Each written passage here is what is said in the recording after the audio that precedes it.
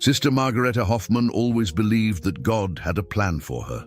At 34, she had devoted the last 12 years of her life to the convent of the Sisters of Mercy in Münster, a life of prayer, silence, and devotion that she had embraced fervently after a turbulent youth.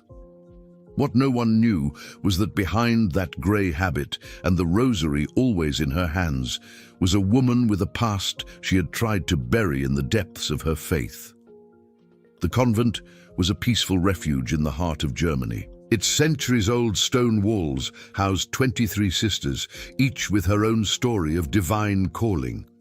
Margaret stood out among them not only for her natural beauty, which the veil could not completely hide, but also for her tireless dedication to online missionary work.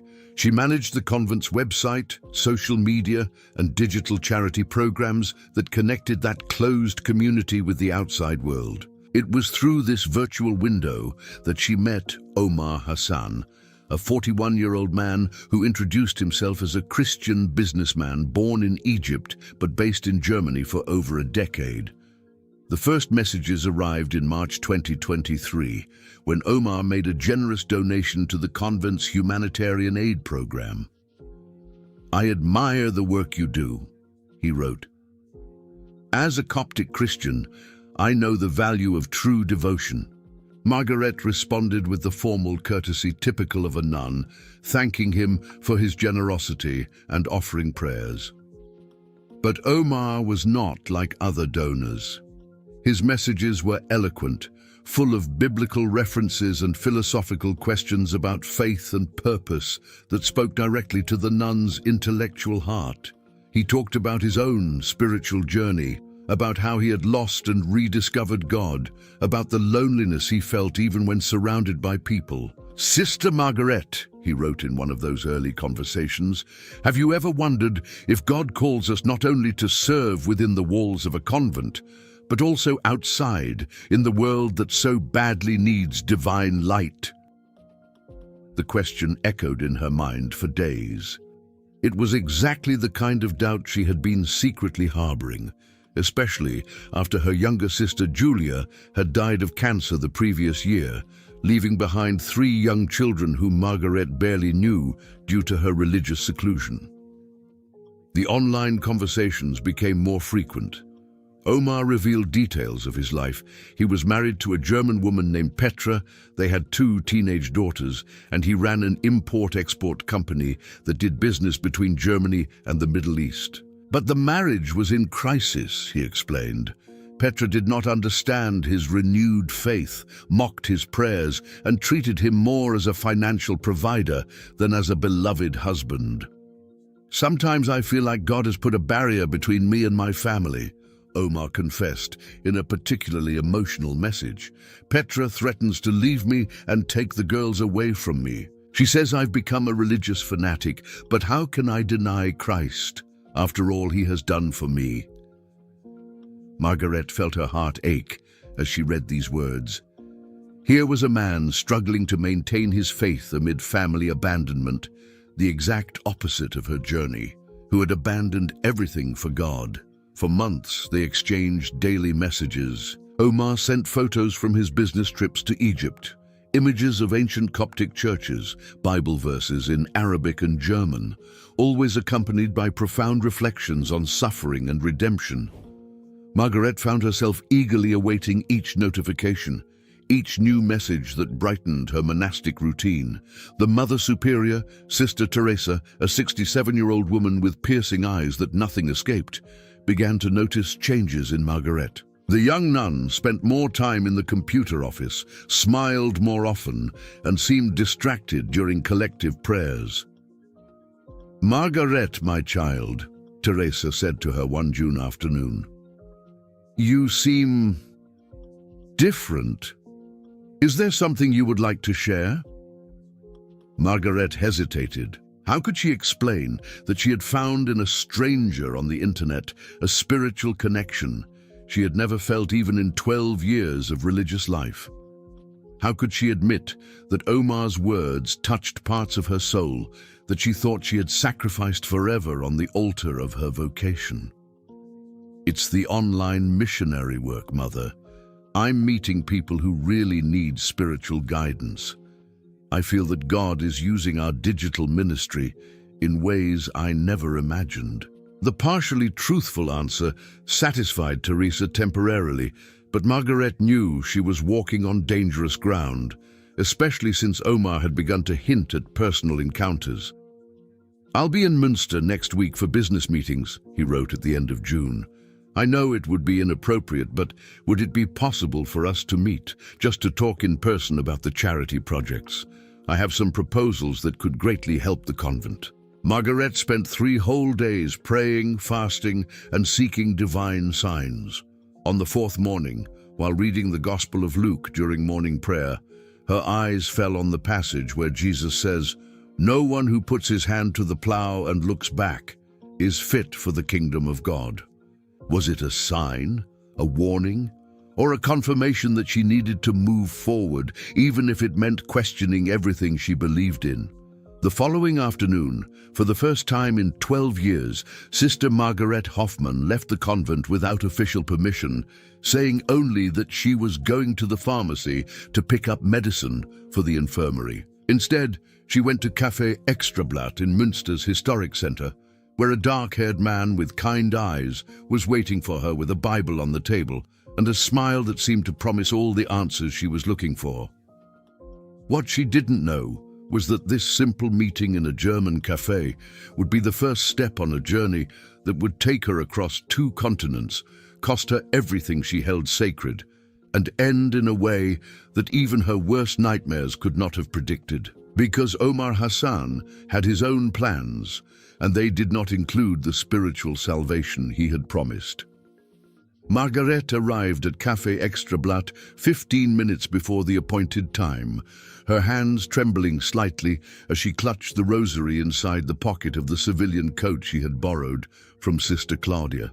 It was the first time in over a decade that she had worn secular clothing, and the feeling of freedom was as intoxicating as it was terrifying. She had chosen a table in the back, away from the windows, where she could observe without being seen. When Omar entered, she recognized him immediately from the photos he had sent, but the reality surpassed any digital image.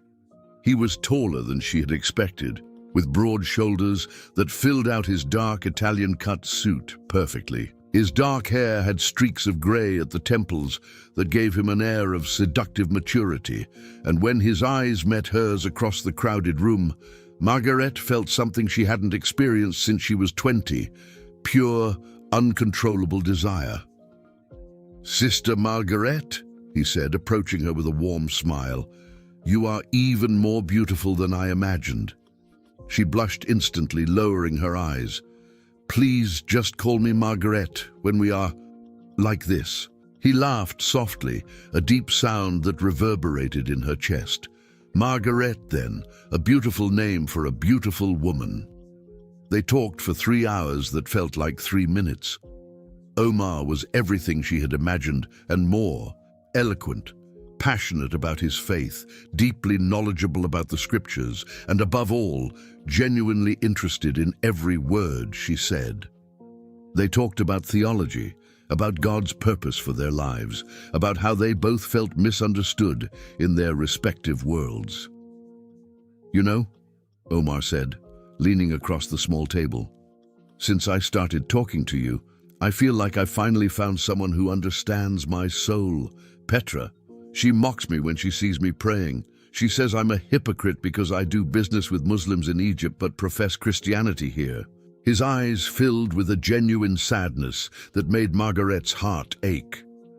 "Sometimes I think God gave me this marriage as a trial, like Job was tested." Margaret instinctively reached out, lightly touching his hand on the table. The electric contact made her quickly withdraw her fingers, but Omar gently held her hand. "Don't be ashamed," he whispered. "God created human touch as a form of comfort. Jesus touched the sick, comforted the women who wept. There is holiness in genuine care." The theological rationalization reassured her, allowing her to maintain contact.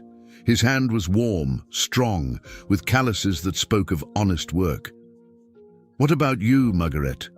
Have you ever felt alone, isolated behind those walls?" The question struck her like a well-aimed arrow. "Every day," she admitted, surprised by her own honesty. "Especially after my sister died. I feel like I wasted precious years that I could have spent getting to know my nephews, being a present aunt." "See, God is speaking through you," said Omar, gently squeezing her hand.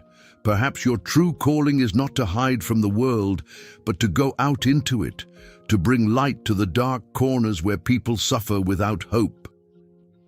His words echoed exactly the thoughts she had been secretly harboring, the questions that kept her awake during her nightly vigils. When they said goodbye at the cafe entrance, Omar kissed her lightly on the forehead, a gesture that could have been interpreted as paternal, if not for the way his lips lingered on her skin.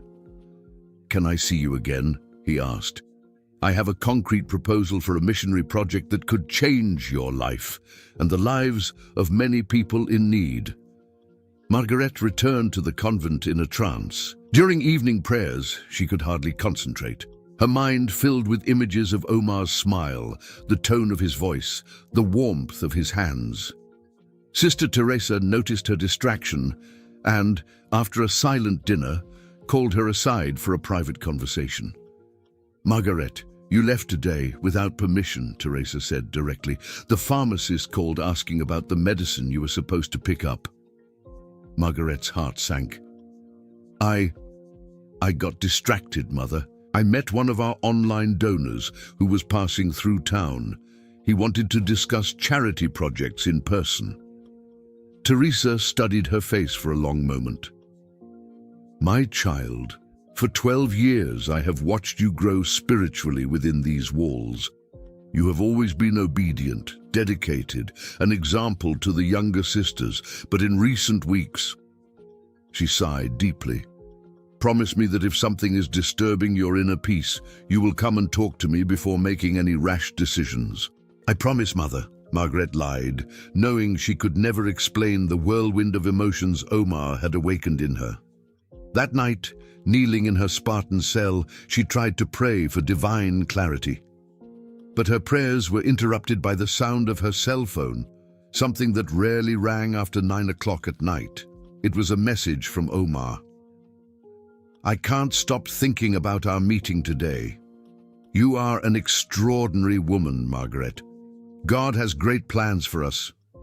Together." Attached to the message was a photo of him in a Coptic church in Cairo, kneeling before an ornate altar, his hands clasped in prayer. He looked like a medieval saint, a modern martyr struggling to keep his faith in a hostile world. She typed and deleted a reply dozens of times before finally sending, "I can't stop thinking about it either. I need to understand what God's will is for my life. You said you had a proposal?" The reply came in seconds. "Come to Egypt with me, Margaret. There is a Coptic convent in Cairo that needs someone with your skills. You could make a real difference in the lives of orphaned children, abused women. Imagine the impact you could have away from the limitations and obsolete traditions of the German convent." Margaret read the message 3 times before its real implications sank in. Omar was suggesting that she leave everything behind, abandon her consecrated life to follow him to the other side of the world. It was an insane, impossible proposal, completely contrary to everything on which she had based her adult existence. So why was her heart racing with excitement instead of horror? For 2 weeks after receiving Omar's proposal, Margaret lived in a state of spiritual turmoil that left her exhausted. She slept poorly, ate little, and her prayers turned into desperate pleas for divine guidance. Every sign seemed contradictory. A dove that landed on her window during morning prayer could mean peace or departure. The Bible verse of the day about leaving father and mother could be about religious vocation or about following a different calling. Omar, sensing her hesitation, intensified his contacts.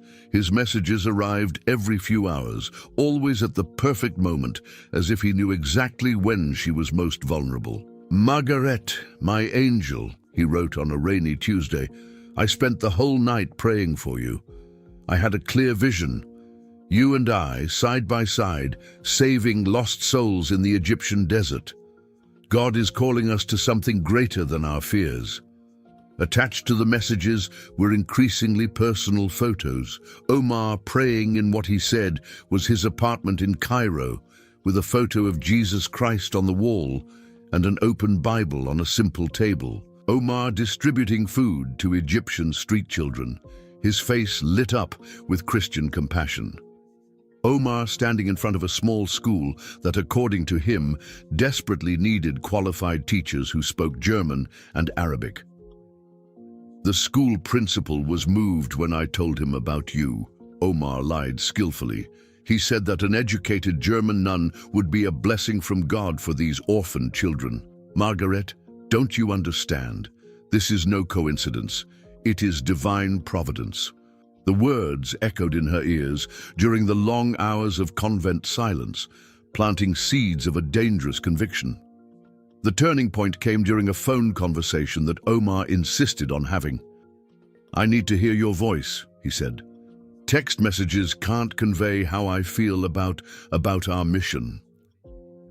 It was Sunday evening, and Margaret was alone in the convent office, supposedly updating the institutional website. Omar's voice was even more seductive in person, deep, affectionate, imbued with a subtle accent that made every word more exotic and appealing. They talked for over an hour, and he painted such a vivid picture of his life in Egypt that Margareta could almost feel the heat of the desert, hear the call to morning prayer echoing from the minarets, see the hopeful faces of the children she could help. "My dear," Omar said, his voice becoming more intimate, "you know that my marriage is only on paper, right? Petra and I have been sleeping in separate rooms for 2 years.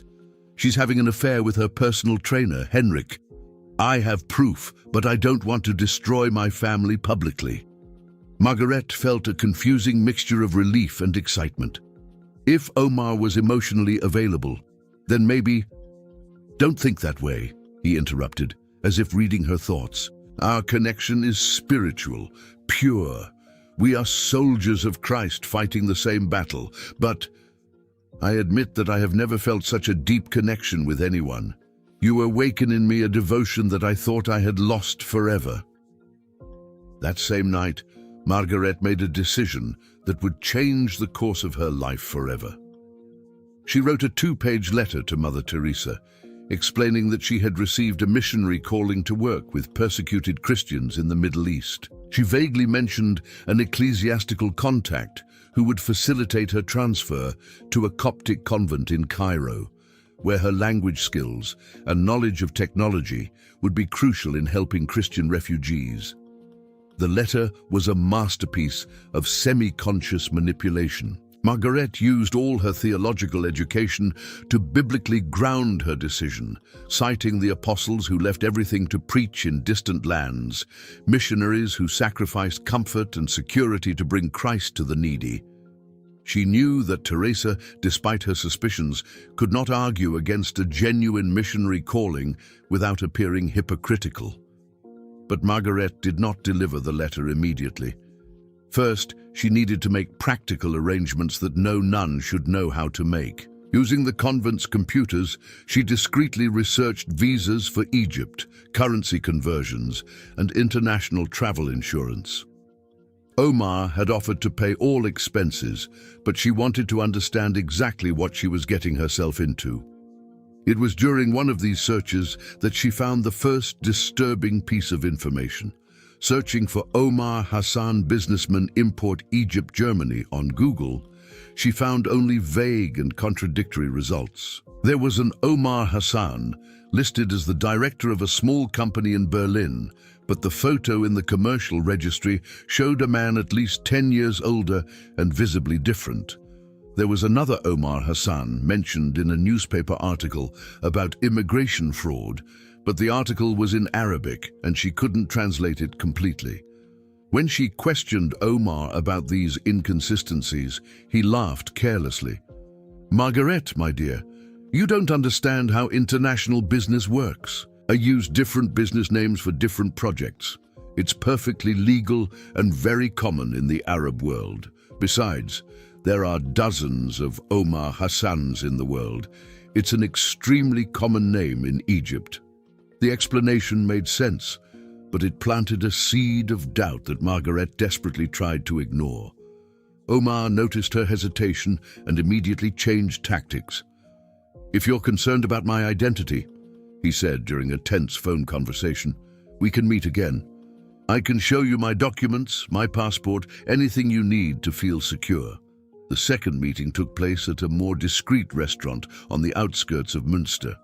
Omar arrived with a briefcase full of documents: Egyptian passport, German visa, company documents, even photos of his family that corroborated his story. Everything looked legitimate, professional, convincing. Margareta felt ashamed for having doubted him. "I understand your caution," Omar said, gently touching her face. "A woman as pure and good as you must be wary of the corrupt world outside. But trust me, Margareta, trust in what God is building between us." He kissed her forehead again, but this time his lips moved down to her cheeks, dangerously close to her mouth. Margaret didn't pull away. For the first time in 12 years, she allowed herself to feel the warmth of a man, the scent of his expensive cologne, the rough texture of his stubble against her skin. It was sinful, she knew, but it felt like salvation. "When do we leave?" she asked, surprising herself with her own courage. Omar smiled, a smile she would later remember as predatory, but which she interpreted at that moment as triumphant. "Next week. I've already bought the tickets. Trust me, Margaret. Trust in God's plan for us." Margaret left the convent on a grey September morning, carrying only a small suitcase with civilian clothes she had secretly bought and her personal Bible, the same one she had received as a gift at her first communion at age 12. The letter to Mother Teresa was on her bed, along with her carefully folded habit and the rosary she had used for over a decade. Omar was waiting for her at Düsseldorf airport with a beaming smile and 2 first-class tickets to Cairo. "My angel," he said, kissing her hands, "today our real life begins." Margaret tried to return his enthusiasm, but she felt a strange knot in her stomach that she attributed to nerves about the international trip. During the 4-hour flight, Omar was the perfect companion, attentive, affectionate, constantly reassuring her about the courageous decision they had made. He showed her photos on his tablet of what their new life would be like: the modern apartment in Cairo where they would stay temporarily, the Coptic convent where she would work, the smiling children she would help educate. "You'll see," Omar said, holding her hand as the plane flew over the Mediterranean. "God has prepared something very special for us. The director of the convent, Father Anba Marcos, is eager to meet you. He said that an educated German nun will be a blessing to the community." Margaret smiled, imagining what it would be like to work with children again, something she hadn't done since her early years as a novice. But when they landed at Cairo International Airport, the first cracks in Omar's facade began to appear. He became visibly nervous at customs, sweating profusely as the Egyptian officer examined his documents. He spoke rapidly in Arabic to the official, gesturing agitatedly. Margaret didn't understand the conversation, but she noticed that the officer seemed suspicious.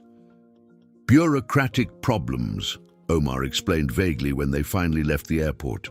"Sometimes they make things difficult for citizens living abroad."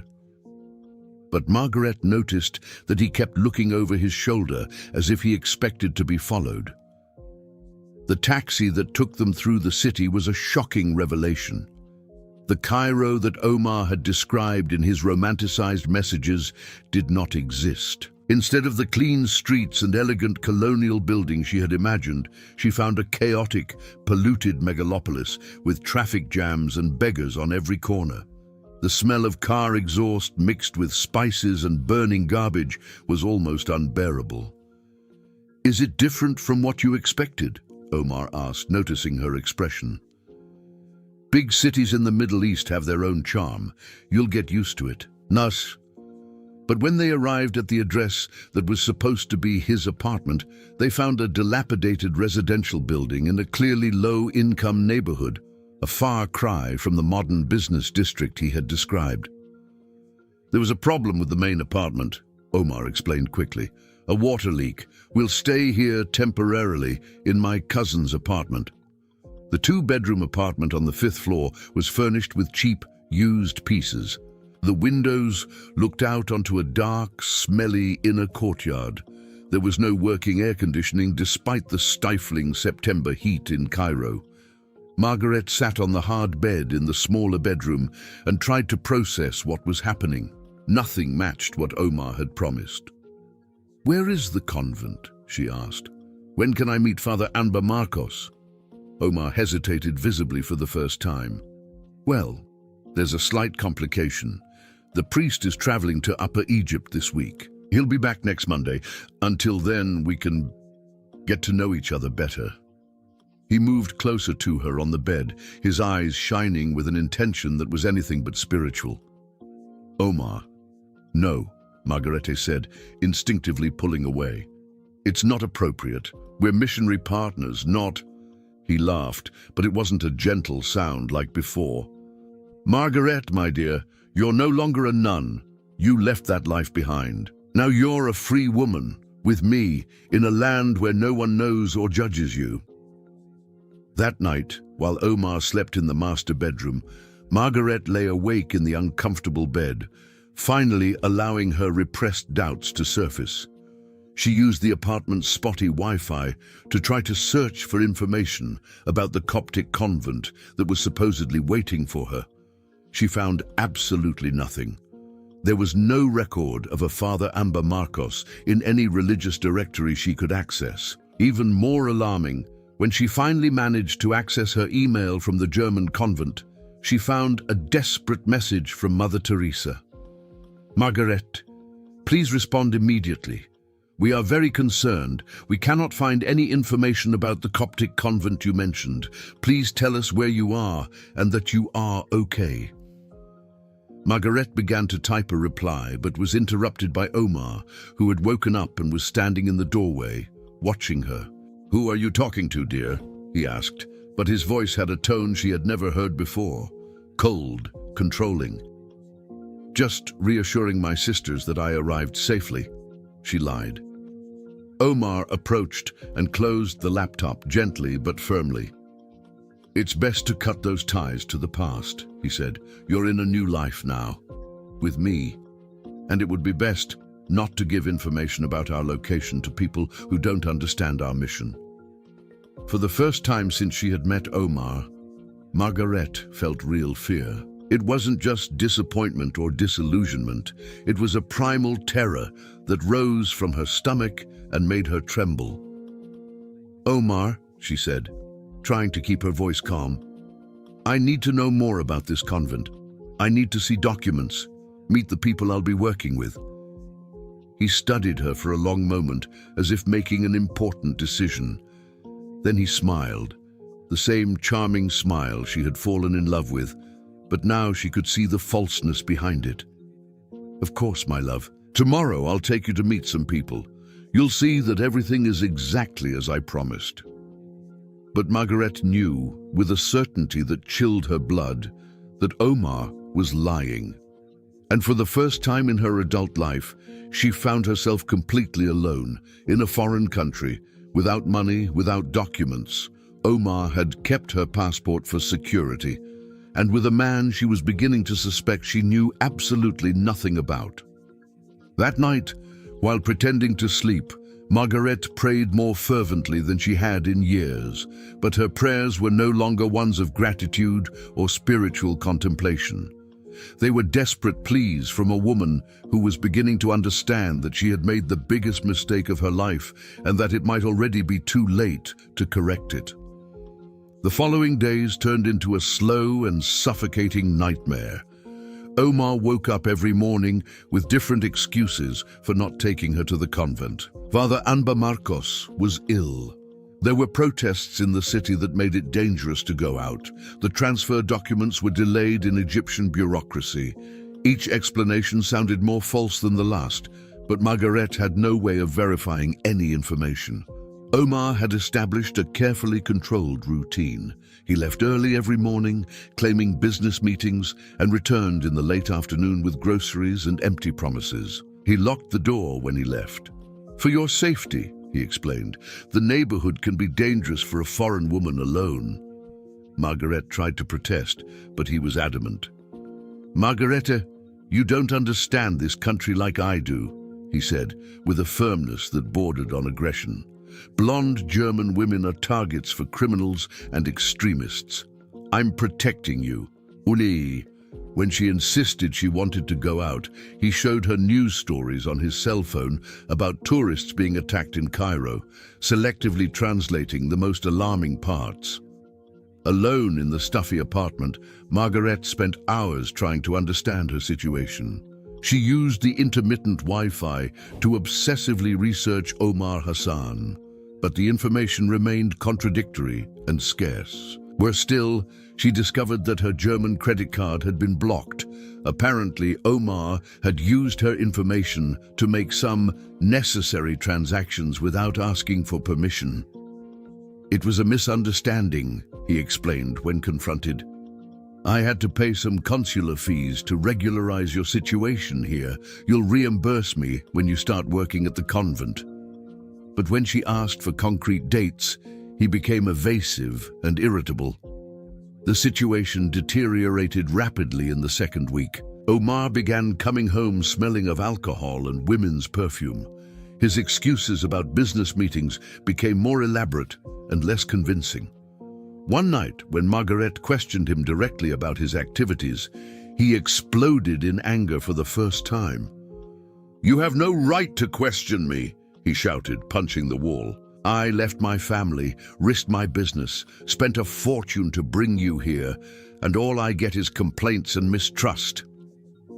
Margaret had never seen this side of him.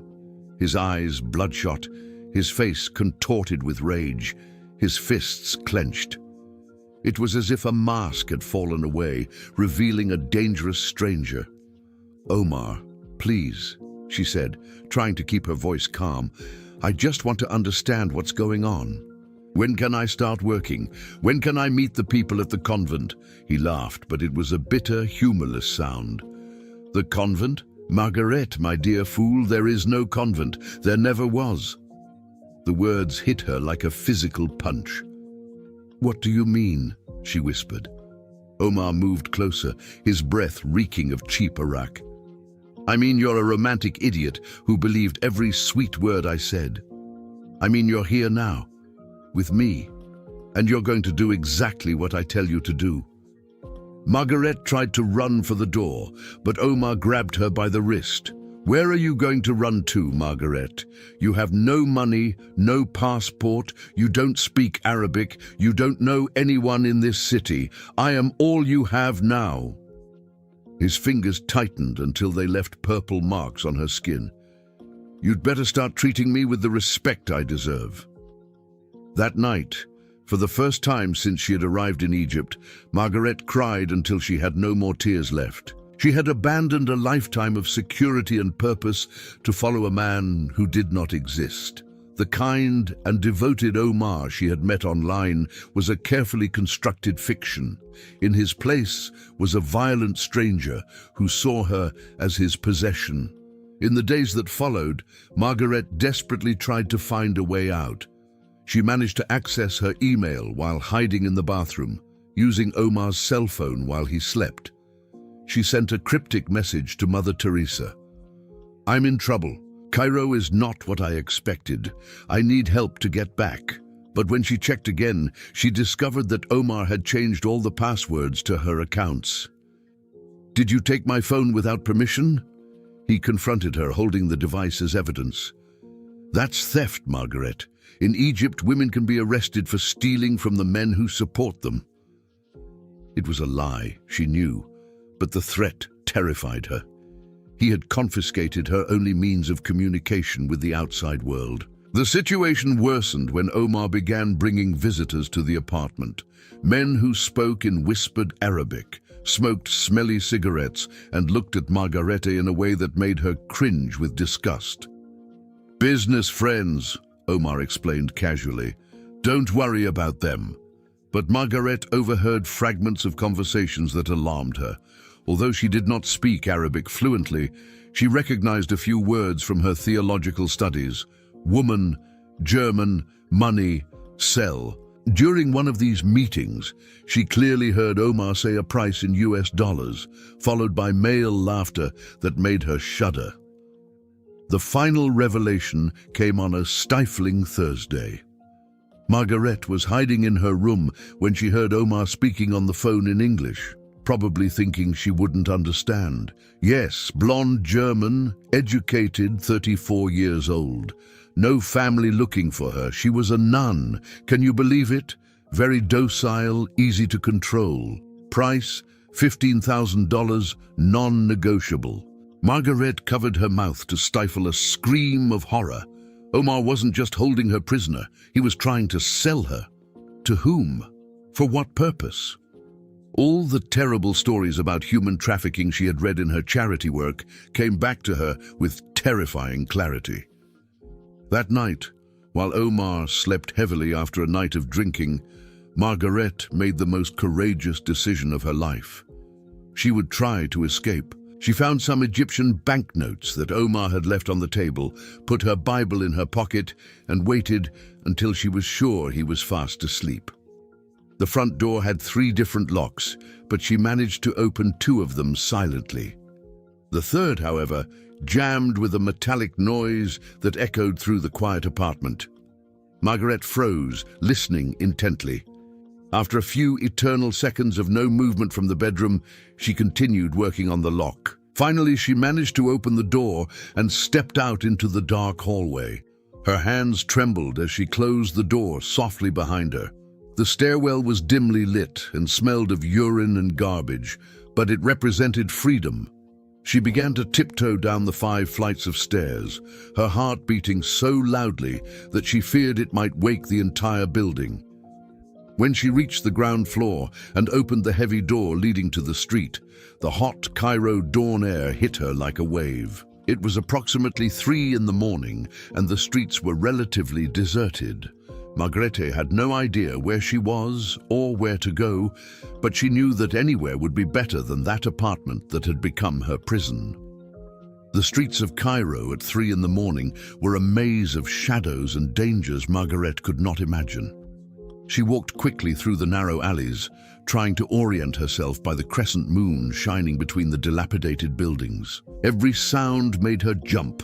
A cat knocking over trash, distant voices of night workers, the occasional roar of a car passing by on the main street. After wandering for nearly an hour, she found a small mosque with lights on. An elderly man was sweeping the courtyard, preparing for the Fajr prayer. Margarete approached hesitantly, trying to remember the few words of Arabic she knew. "Please," she said in broken English mixed with Arabic, "I need phone police." The man studied her suspiciously. A disheveled Western woman, clearly panicked in the early hours of the morning, was not a common sight. He shook his head and pointed away, muttering something she didn't understand. Margarete insisted, showing him the purple marks on her wrists, trying to explain her situation with desperate gestures. Finally, the man seemed to understand the gravity of the situation. He took her inside the mosque and offered her water, while quickly discussing the matter with another man who had arrived for prayer. They spoke in Arabic for several minutes, occasionally glancing at Margarete with expressions of concern and confusion. One of them picked up an old cell phone and began dialing, but before he could complete the call, they heard the sound of tires screeching in the street. Omar had discovered her escape. Margarete immediately recognized the roar of the engine of the car he had rented. Her blood ran cold as she heard doors slamming and male voices shouting in Arabic. "He found me," she whispered, grabbing the older man's arm. please help me." But it was too late. Omar burst through the mosque entrance with two men Margaret recognized from the business meetings in the apartment. Their faces were contorted with rage and something worse, a cold determination that terrified her. Omar spoke quickly with the men from the mosque, his voice alternating between respectful and threatening tones. Margaret didn't need to understand Arabic to know that he was lying, making up some story about her being his unstable, perhaps mentally disturbed wife who had run away during a crisis. The elderly man looked from Omar to Margaret, clearly confused and uncomfortable with the situation. Margaret tried to protest, but one of Omar's men silenced her with a look that promised violence. "Come, Margaret," Omar said in German, his voice dangerously calm. "You are causing embarrassment to these good people. Let's go home." "I won't," she shouted in German, then tried in English, "Help me, he kidnapped me." But the men from the mosque didn't understand, and Omar's version of a foreign wife in crisis seemed more plausible to them than the unbelievable truth. Omar approached her and grabbed her arm hard enough to leave new marks. "If you don't come with me now," he whispered in her ear, "these men here will suffer the consequences of your rebellion. Do you want the deaths of innocent people on your conscience?" The threat worked. Margaret couldn't bear the thought that her attempt to escape might result in violence against people who had tried to help her. She allowed Omar to take her back to the car under the confused but resigned glances of the men from the mosque. The trip back was a silent nightmare. Omar drove with terrifying calm, while the other two men flanked Margaret in the back seat. None of them spoke during the 20 minutes it took to reach the apartment, but Margaret could feel the anger and something even more dangerous emanating from Omar. Back at the apartment, Omar dismissed his companions with a few words in Arabic. When the door closed, leaving them alone, he turned to Margaret with an expression she would never forget. It was no longer anger, but a calculated coldness that made her shiver. "You have disappointed me deeply, Margaret," he said, his voice dangerously low. "I thought you were smarter than that, more grateful." He walked slowly around her, like a predator assessing its prey. "Now I must take measures to ensure that this never happens again." Margaret tried to run to the bathroom, but Omar easily caught up with her. The struggle was brief and one-sided. She was no match for his physical strength. When she woke up hours later, she was tied up with ropes in the smaller bedroom, her mouth covered with duct tape. For the next few days, Margaret remained a prisoner in the dark room. Omar brought her water and small amounts of food, but barely spoke to her. She could hear constant conversations in the apartment, men coming and going, negotiations in Arabic that became more urgent with each passing day. One morning, Omar entered the room with a different expression, almost sad. "Things have changed, Margaret," he said, untying her legs. "My associates were not happy with your escape attempt. They no longer trust that you can be properly managed." He helped her sit up, removing the tape from her mouth with almost gentle care. "We're going on a trip," he continued, "to a place where you will be appreciated by people who understand your value." Margaret knew he was talking about the final sale, the delivery to whoever had bought her freedom and her life. "Please, Omar," she whispered, her voice hoarse after days of silence. "I won't try to escape again. I'll do anything you want. Just don't hand me over to them." Tears streamed down her face as she begged for mercy from a man who had lost all trace of humanity. Omar studied her for a long moment. "It's too late for that now," he said finally. "You made your choice when you tried to run away. The consequences have already been set in motion." That afternoon, they left the apartment for the last time. Omar drove for hours through the Egyptian desert, following increasingly isolated roads. Margaret, sitting in the passenger seat with her hands tied, watched the barren landscape stretch endlessly in all directions. There was nothing but sand, rocks, and the occasional skeleton of a dead animal. When they finally stopped, the sun was setting, tinging the desert blood red. There were no buildings in sight, only rolling dunes that disappeared into the horizon. Omar turned off the engine, and they sat in silence for several minutes, listening only to the hot wind blowing against the car. "This is where your journey ends, Margaret," Omar said, his voice strangely gentle again. "Where you will find the peace you were looking for." He got out of the car and went to the trunk, from which he took a shovel. Margaret immediately understood what was going to happen. There would be no sale, no trafficking. Omar had decided she was too much of a problem to be left alive. The tears stopped flowing. She had cried them all out. Instead, she felt a strange calmness come over her. When Omar opened the passenger door, she spoke for the last time. "May I pray?" He hesitated, then nodded. Margaret closed her eyes, held her Bible to her chest, and murmured the Lord's Prayer in German, her voice carried away by the desert wind. 2 weeks later, Bedouins found the remains of a small camp in the desert, a few tire tracks almost erased by the sand, fragments of fabric caught in thorny bushes, and a German Bible, its pages yellowed by the sun but still legible. Egyptian authorities recorded the find, but without a body or concrete evidence of a crime, the case was filed as a missing person. In Germany, the convent of the Sisters of Mercy continued to pray for Margaret Hoffmann, waiting for news that never came. The Bible was eventually sent to the German consulate in Cairo, where it remains to this day in an archive, along with hundreds of other belongings of German citizens who disappeared abroad. It is the only silent testimony of a woman who sought divine purpose and found human evil in its purest form.